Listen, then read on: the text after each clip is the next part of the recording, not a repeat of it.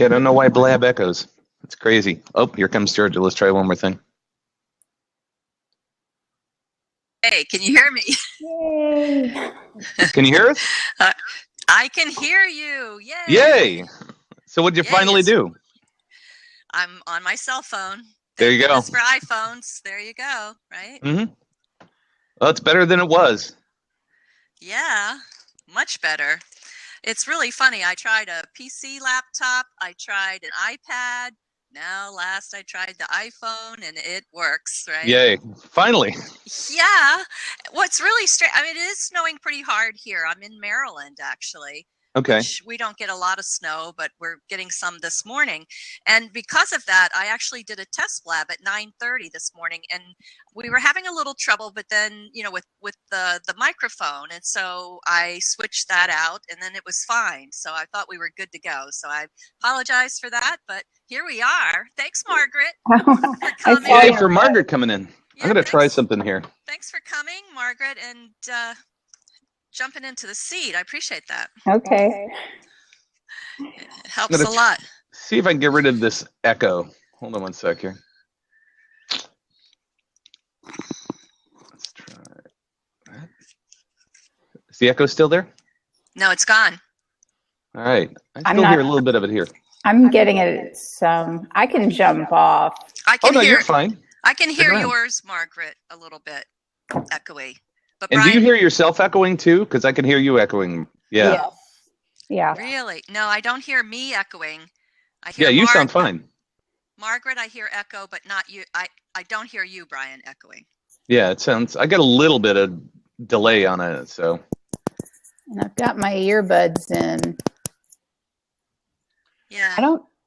Sounds pretty good. The earbuds are the problem, but. No, it's better. I think it's Blab. Yeah, okay. Blab has been kind of the last week. It's really been wonky. Sort of funky. Yeah, really wonky. It really has. There's just so much, drop data going on, and people's. It sounds like Neil Armstrong. If you're old enough to know who Neil Armstrong is, it sounds like Neil Armstrong calling in from the moon, right? Like you hear people fine, and then it's crackly, and then the data gets dropped and you don't hear them. It's all, like from the moon or something. But that's why it says data in the corner. Exactly. Exactly. So good. I'm glad we could at least get started now. So yay. Well, thank you for being so persistent. Oh, yes. So Georgia, tell me a little bit about you and your story. How did you get into doing what you're doing now?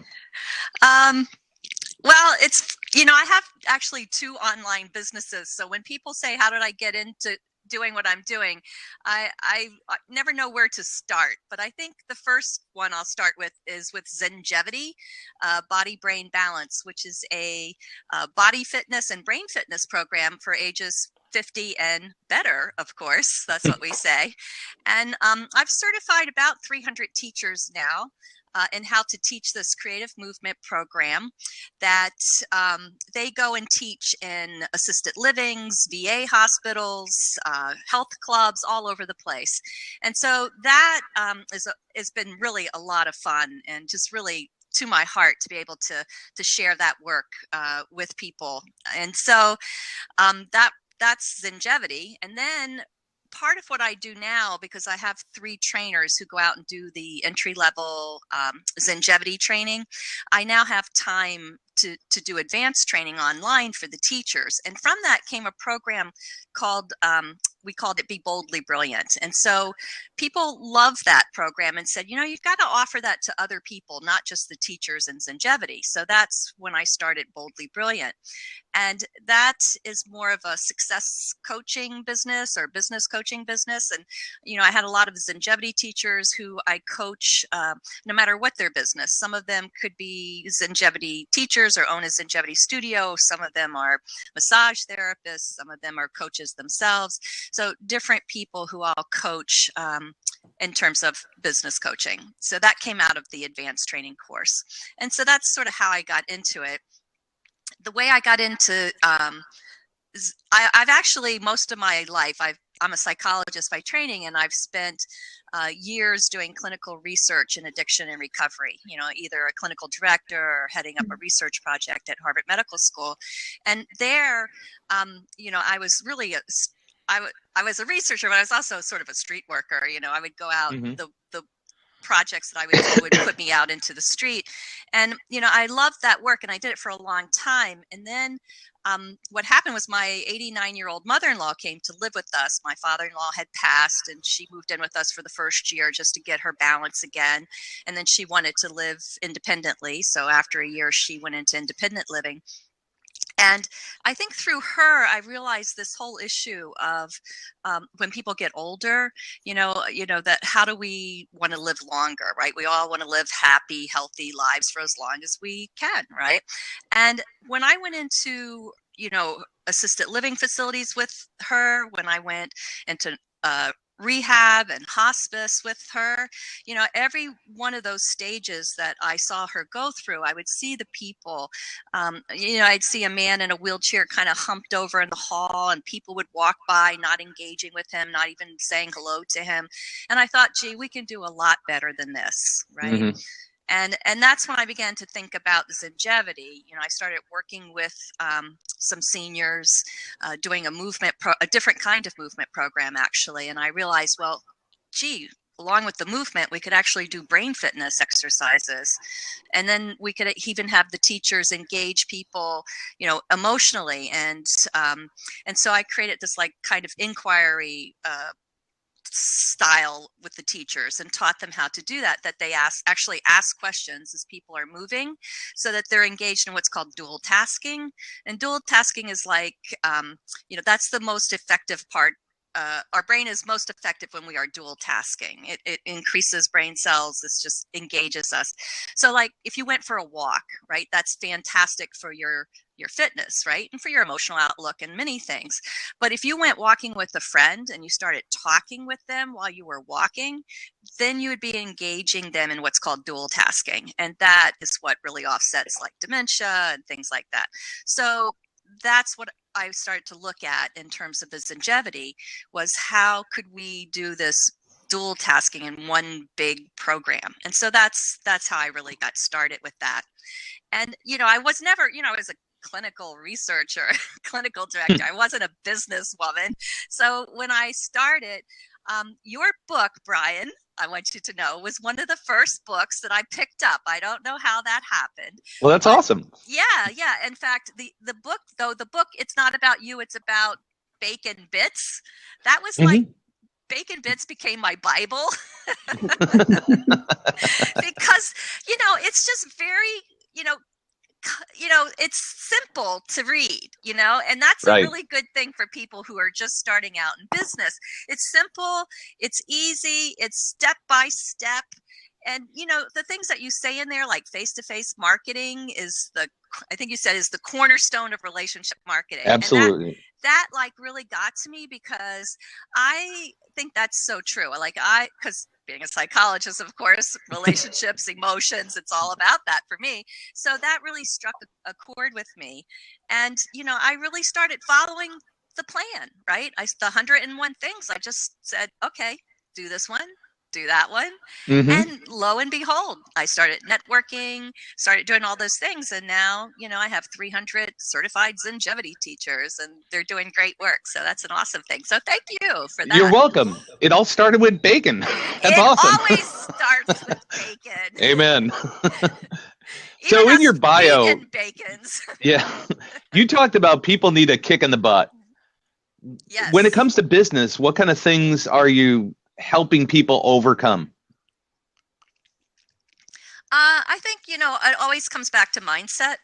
Mm-hmm. I think that people have the intelligence, and they have some of the skills. They may not know all the skills they need to know, but those are the things they can learn. But the thing that really gets in their way is the mindset. And so that's the thing I think I work with most with the people. I have 2 different coaching groups, because they're in different levels in their businesses. Some of them are just, one group is starting out in business, and the other group they've been in business maybe 3 to 5 years. Mm-hmm. And I find that no matter which group you're in, mindset always comes up. It's all about confidence. That people need that sort of support. I find, especially for women, that they work better in a group setting, that they need that support of their tribe or their group. And so that would be the thing I would say most, is just, having that confidence. You can get the clarity, you can learn the social media skills, you can learn speaking skills. But if you don't have that confidence to step out there in a big way, the business isn't going to move. That's what I've seen with the people that I've been coaching. Very true. So when you talk about mindset, what kind of things are holding people back? I think the number one thing I hear is technology. Oh, really? And yeah, I hear that a lot, that the technology is challenging, and, that will hold them back. So like they'll start learning something like maybe a CRM like Aweber or Infusionsoft or Fusionsoft, and they'll start on something like that, and they just, they hit a block, right? Like they just don't get it. And, some of us, our minds just don't work that way.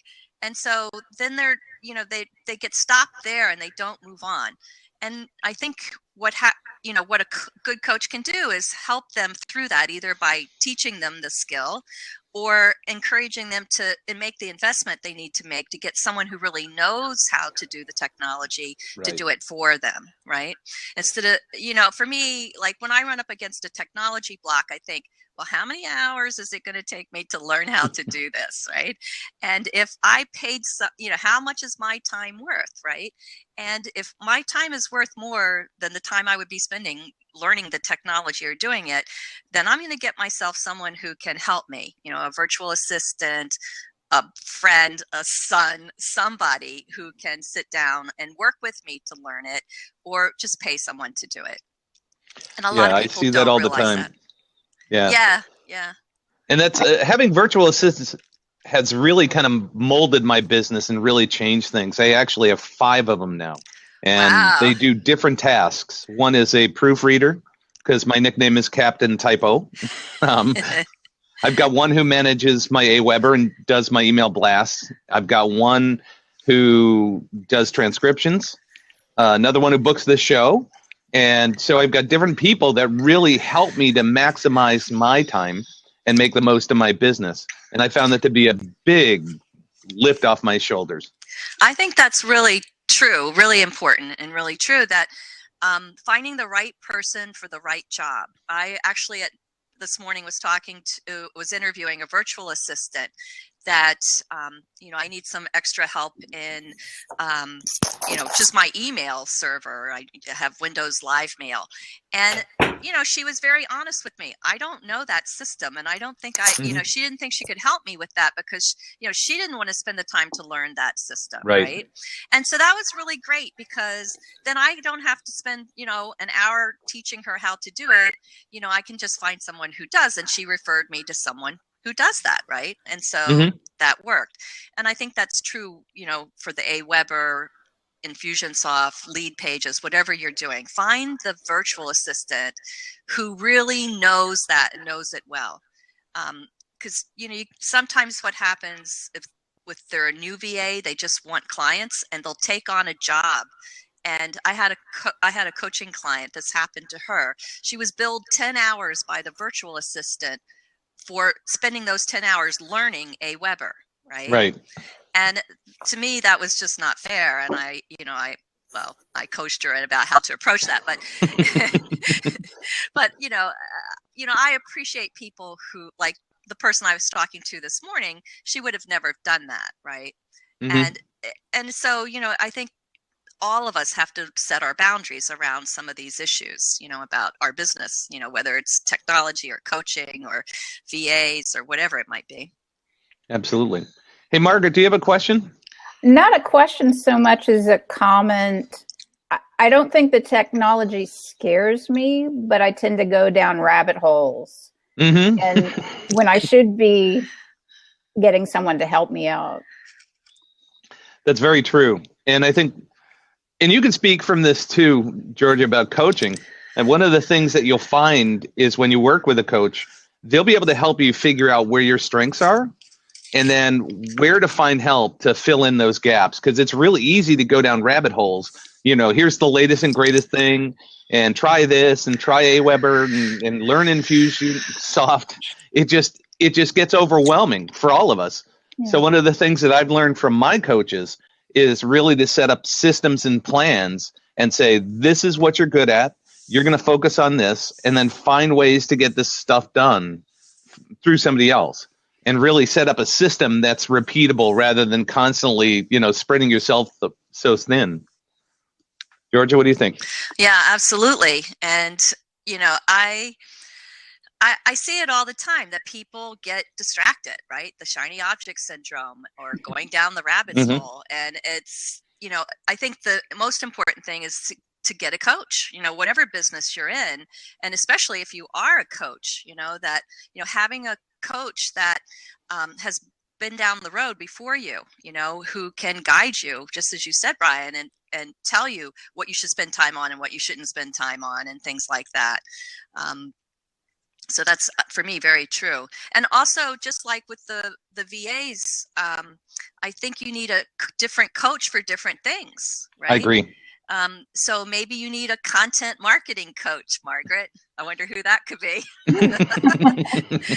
Or maybe you need a mindset coach, or maybe you need a success coach, or maybe, whatever it is that you need. Maybe you need a networking coach, right? So whatever you need, it's important, I think, for us to have the coach for that, So, for example, I'm a kind of coach where, I've been coaching since 1999, even though I'm a psychologist. Once I started coaching, I never really went back, to that. The therapy is for people who really need therapy. Most of us don't need therapy. Most of us can use coaching. So the coaching, I really believe in, walking your walk and talking your talk, right? So if I'm a coach, I need a coach. And so I have different coaches for different things. So I might have a content marketing coach. I also have like a personal coach, right? And I could have a business coach, or like I'm thinking of starting a podcast. So now I'm looking around for a podcast coach, right? To help me through that, getting a podcast up and started. So I think it's beneficial for everyone to work with different people for whatever their specialties are. I agree with you. When I started out, I hired somebody to help me figure out how to speak and use that to market my book to start building my brand. I did meet a podcast coach, and I used him, and he was fabulous and got me up and running. A mindset coach to get my arms around running my business from a place that's integral and from my heart. And then also another coach who really helped me overcome my lack or fear of sales. I felt weird about selling. Now I've got a completely different mindset about the whole concept and how it works. So I've used different people at different times to help me grow my business. I've got a question. And this is, I appreciate the value of a coach. I think it's an important investment. When you're starting a business, what's difficult for me right now is balancing the financial investment with, as a startup, I don't have that much revenue, or very little right now. And balancing that with, the investment in coaching. Well, what do you do? My business is video genealogy. I'm targeting genealogists, showing them how to use video to tell the stories of the ancestors they've researched. In a way, it's like marketing their genealogy research. And I'm still hearing an echo, so that's why I'm talking kind of slow. Me too. That's why I do it too. So do you have a defined target market that you know how to get to? Genealogists. Do you know how to get to them? Yeah, I'm a genealogist. I'm also a librarian, and I've worked in video and film production. So most of my right now my business model is to be doing online training. Mm-hmm. And so I'm just setting that up right now. I'm just working on my first webinar and setting up an online course. So it's right now I'm facing just setting up the structure. Right. Well, I can be honest with you. The cost of having a coach can actually, in the long run, save you a lot of money. That's one of the challenges, is you can be spinning your wheels trying to develop this course, this content and stuff like that. Last coach I worked with really helped me do exactly what you're doing and set it up so that I've got all of the pieces. As a matter of fact, I finished module 8 of 12 yesterday, at least the core content, and then all the pieces surrounding it, and really helped me focus and get me to a point where I could actually start using that to make money faster. So sometimes you have to take a leap of faith and say, it's worth investing in this because there's going to be some ROI. A good coach will show you what the return on investment will be before you even start. That's really the key. It's an investment. One of the things that I always say is every mentor needs a mentor, every doctor needs a doctor, and every coach needs a coach. Right, Georgia? Absolutely. Absolutely. And, I totally agree that, I know when you first start out, the challenge is there, Margaret, to make that huge leap and make a huge investment. And I can only say for me that every time I've done that, it's pushed my business really much farther. And it is, like Brian said, a leap of faith. When you take that leap of faith, you make a big investment. Now, be wise about who you invest with. It's finding the right coach, right, for you. And, trusting that person has the knowledge that in what you absolutely need, so that they really can truly help you. I mean, there are people coaches out there that you can invest thousands of dollars in and get absolutely nothing out of, right? So you have to really be kind of, careful about that. I always said, finding a good coach is like finding a good used car, right? Like you gotta. What'd you call me?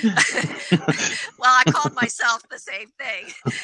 I know. Because with the used car, you have to, they're great. They can last forever, right? I have a Honda that's got, I have 3 cars, but one of my Hondas has over 100,000 miles on it, right? It's a great car. And I drive it because it meets my needs for workshops and trainings. It's the kind of car that you can load up tons of stuff in and stuff. And so, it has its value, like I have to look deep. Like I've had my husband say, why don't you buy a new car? And I'm like, no, I love this car. It's my seat's all right and everything. And it's the same thing with the coach. Like you have to feel like you're right with that person, right? Like you have to really feel connected with them and finding someone who's been through it, some coaches are just starting out, and I love the money mindset coaches who haven't made $50,000 this year, but they're teaching people how to make money, right? So like you have to discern, who are you working with, right? Really, and a good coach will let you spend the time getting to know them. And just as Brian said, really identify exactly what your needs are, how they're going to help you with that. And then the investment's really worth it because you will, grow leaps and bounds in your business. I also just want to take a moment and say hello, Angela. Glad you're here. Now, talk about a fabulous coach. Angela's here. You should come in. Come jump in. We got an open seat. I'm going to actually hop off now. I've got some things I need to tend to. But thank you, Georgia, and thank you, Brian. You're welcome. It's great meeting you. Thanks, Margaret. Okay. Come back next week. Bye-bye. So if Angela wants to jump on, there's an open seat. We'd love to hear from you. Anybody else has any questions, come jump on.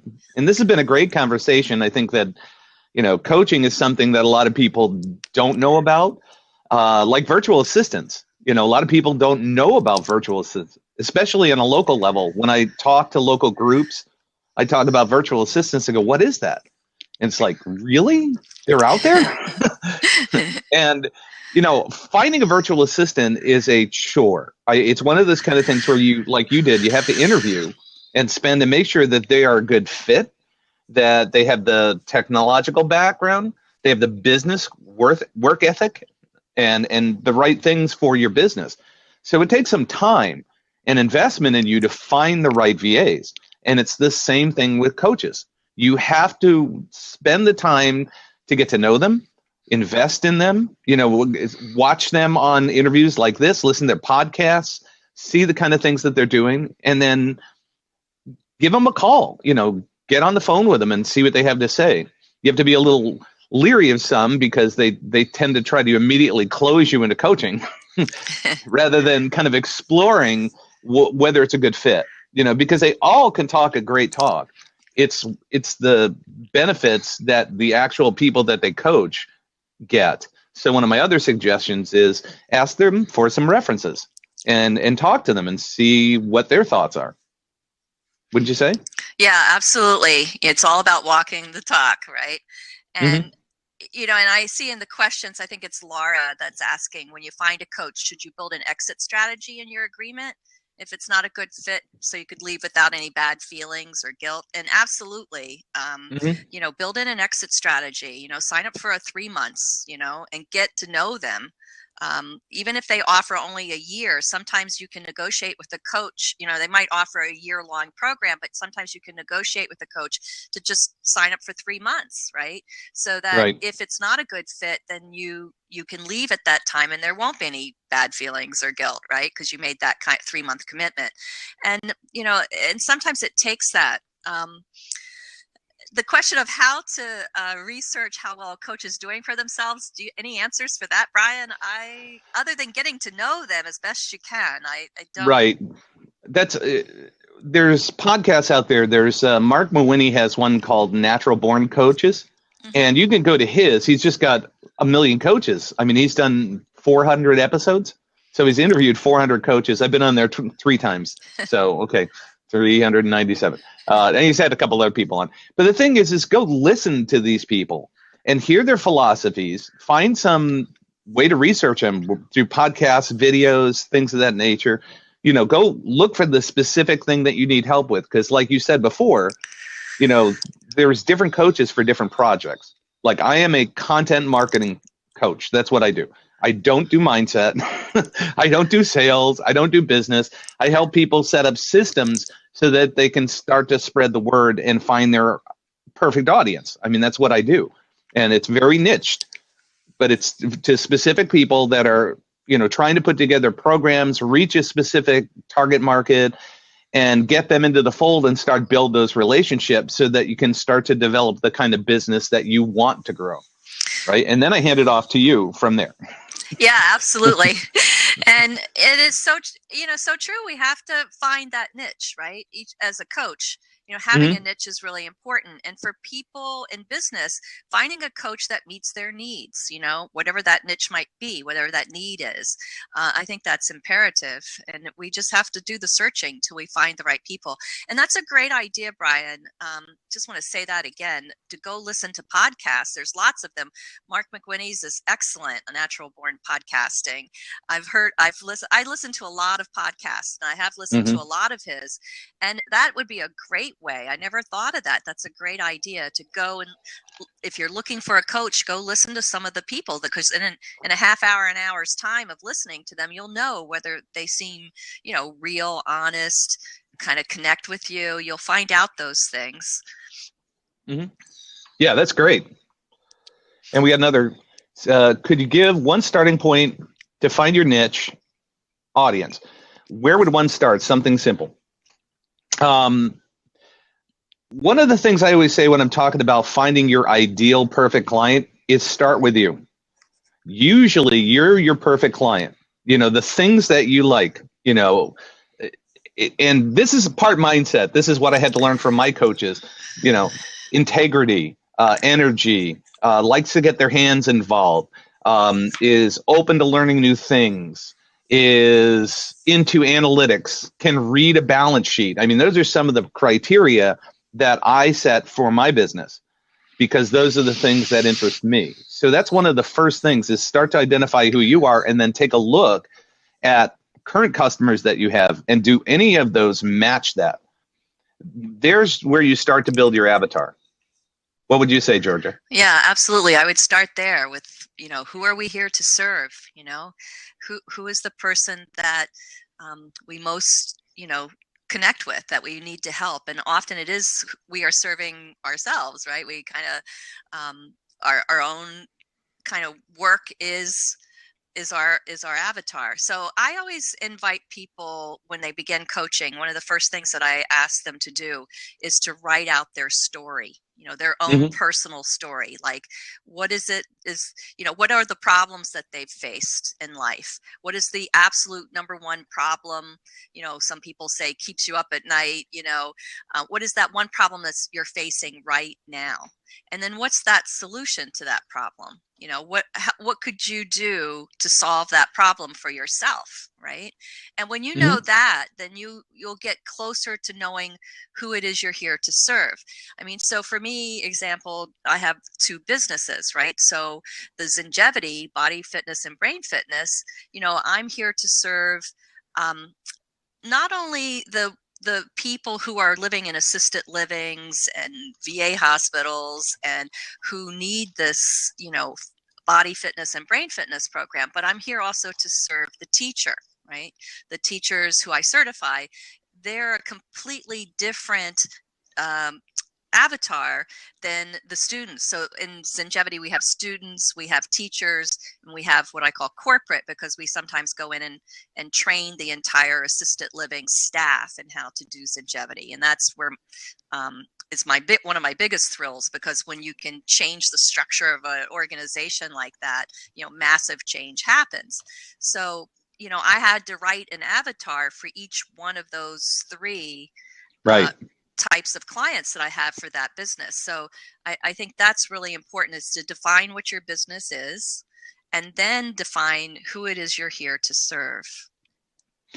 And you bring up a real good point. And I just put a link in the chat box of a link to a worksheet that I have on how to find your perfect avatar. And one of the points that you brought up that's very important is a lot of times we have more than one avatar. You might have avatars for different niches. Like, for example, I have one avatar that is a small business owner, that the perfect avatar actually has somebody working for them that is doing marketing, and they understand the necessity of it, and they're willing to pay to train that person so that they start to understand how to build their business online. The second kind is actually sales managers of $5 million to $150 million companies that want to learn LinkedIn strategies and bring cohesive feel to the sales team using online marketing. That's a completely different avatar. And I actually have 4 or 5, but I focus on my top 3. So it's once you start to understand who those people are, then you can start to communicate the right messages to them, and then they start to attract into you. So you're not sitting there selling yourself. You're just talking to them as if we're sitting like right here across from each other on a desk, and we're just learning from each other. What are your challenges? What are your problems? And then if there's a connection, you can make a suggestion. And the next thing you know, you've started that relationship where you've started to build your business. Yeah, absolutely. I think that's key. And I think when you're first starting out in business, just have one, and get really completely clear on that one. And you'll see, as your business grows, and it often happens very quickly, what Brian is saying, that, you're going to develop this attraction with people based on what, your coaching and what you're doing in your coaching, that you will end up with 3 to 5 other avatars, and that being very distinct and clear about each one will be what will attract them to you. So yeah, absolutely. I get that. And so mindset, someone said in the comments, it starts with, it all comes back to mindset. And in some ways, I agree with that, having your mindset really clear. I have a program called 7 Steps to Launch Your Business. And in that, it's a 7-week class that I offer 2 or 3 times a year. But in that class, we cover what we call the 7 C's. And the first 2 C's, one is confidence. First, you have to have the confidence to start a business, but then the clarity. And in that clarity section is where we really cover mindset, getting clear about who we are here to serve, and how we want to do that, and going through all those W's, the who, the what, the big why, how, where, all that stuff. So yeah, I think the clearer we can get about our avatar, the more our business will grow. So absolutely. So we got time for one or two more questions. If somebody wants to jump in the hot seat, go ahead and do so. We're going to be here for another 7-8 minutes. And why don't you tell people how to get a hold of you too? Well, since we got that time here. Okay, or I was going to say, otherwise, Brian, you and I could talk about golf, because I know you're a golfer. I love golf. I live on Bully Rock. Well, I actually live in two places. I live in Hell's Kitchen in Manhattan in New York City. Wow. I spend about half the week there, and then the other half of the week I live in Maryland on a little sleepy town on the Chesapeake Bay, and the town that I live in, the community I live in is right on Bully Rock Golf Course, and Bully Rock is the #1 public access course in the Mid-Atlantic. It was built by Pete Dye, and it's unbelievably beautiful. That's the only reason I bought my house here, was because of the I have to come course. visit. That's all I'm going to say. All set. It's just fantastic. Yeah, just give me a speech book down there, and I'll come visit you, and we'll play. I'll pay. I'll pay. Look up Bully Rock. I will. Pete Dye I've got some friends down in the Maryland area. I'll check in with them. Okay, well, hey, let's put a foursome together. Sounds awesome. Okay, so now back to clarity. It's not as easy as one would hope. That was the question, I think. There was one more question we were going to take. Yeah, absolutely. Clarity, it's a key thought in business and everything. If we're not clear about who we are, if we're not clear about our values, if we're not clear about what we're going to eat today, there's just so many things that, clarity is with us all the time. And so I think for me, what I see people do most often is not spend the time they need for clarity. Like, I have think time.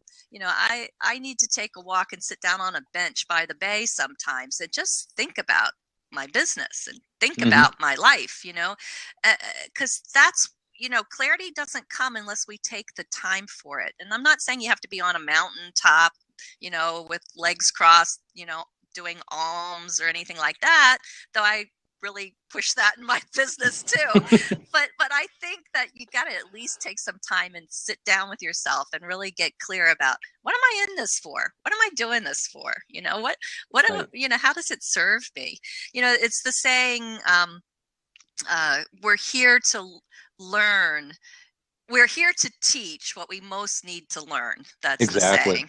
And I think there's a lot of truth in that, and so figuring out, what is it that you most need to learn, because that's what you're really here to teach. And when you can do full circle of that, the learner becomes the teacher. That's when you get your most incredible life, at least for me. Agreed. And one of the things that you said too is, I've been in business for 15 years. My clarity has changed. My focus has changed. So you have to go back and revisit that often. I try to do it every single year, because, the landscape of everything that I do, social media marketing, websites, email marketing, all that, it changes so fast. So you've really got to be able to focus in on that clarity of what it is that you want to focus on. And then how can you use that to benefit the world, to teach other people how to do it and how to make their businesses better. Because one of my favorite quotes is from Zig Ziglar. He says, you can have everything you want if you can teach other people how to get what they want. Right? Yeah. Oh yeah. That's one of my favorite Zig Ziglar quotes too. It is incredibly true. Yeah. Yep. It's awesome. Yeah. So last couple of minutes, why don't we, I'm going to go to mine here, and let's do this. So this is where my show is sponsored. Two things. It's sponsored by Bacon Podcast and baconcoach.com. Everything is bacon. So that's what I'm sponsored by, and that's how you can get a hold of me, either one of those. So why don't we go ahead and let people know how to get a hold of you? Sure. Well, on Wednesdays, every Wednesday, I have a blab of my own. It's called Women Inspiring Women. It's at 3 p.m. Eastern Time. And if you I can't come? Oh, yes. If you scroll over my avatar there, you'll see the link to that blab, and you'll see a link to my website. And my website is boldlybrilliant.com. So that's how you can find me. And you can find me every Wednesday at 3 p.m. on Blab.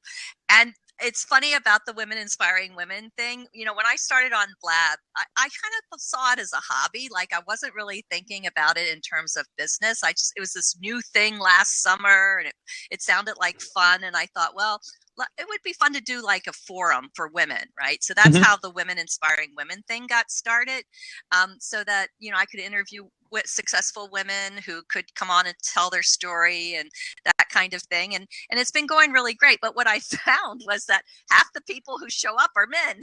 Of course. But they don't seem to mind. So like Dr. Vibe, I don't know if you've met Dr. Vibe on Blab. No. He has a men's show. So Dr. Vibe is like a routine drops it on my show all the time. And he does what we call the men's show on Blab. And so, yeah, we get a lot of men, and, you know, it's not about a men-women thing. It just was, you know, I was looking to start this forum for your women. Niche. Yeah. But, you know, we're open to anybody, anything, That's awesome. On the Blab. And we get a lot of sometimes animals too, you know, like a lot of people bring their dogs on, you know, like I invite them to if I hear their pet in the background, I invite them to come on. A woman came on with a parrot, and this was like the worst talking parrot. I mean, when they say a sailor's parrot, this was a sailor's parrot talking. And it was like, oh my God. So he's the Ozzy Osbourne of parrots, right? Exactly. So that's great. I have to sometimes be careful what you wish for, as they say. Yes. Well, this has been awesome. I appreciate you being so diligent and tenacious about trying to make the technology work. It just, you know, snow is snow, and it does what it does. So this was a blast. I would definitely want to connect up more, and I'd love to have you on my podcast too. So. Oh, yes, I would definitely love to be. I'm getting into podcasting, as I said earlier. So, yes, I would love to be on a podcast. And I think your mindset stuff would be great. So let's connect up that way. I'll send you a link on Facebook, and, you know, we'll get you on there. All right. Thanks, Brian. Thanks so much, Georgia. It was a pleasure getting to know you, and thank you so much for the kudos about the bacon books. And this has been great. I really enjoyed it. Yeah. Oh, yeah. Your books are great. Everybody who's still here and who's listening to the replay, go buy Brian's book. It's not about you. It's about bacon. And get a bacon bit book too. That's one of my favorites. Yeah, it's a quick read. Really nice and simple, short, and teaches you networking. So 101 networking tips. Yeah, I use it in my coaching groups. It's one of my reference books. Thank you so much. You're welcome. This has been a pleasure. I look forward to talking to you more, and we'll connect up. All right. Bye-bye. Thanks. Bye-bye.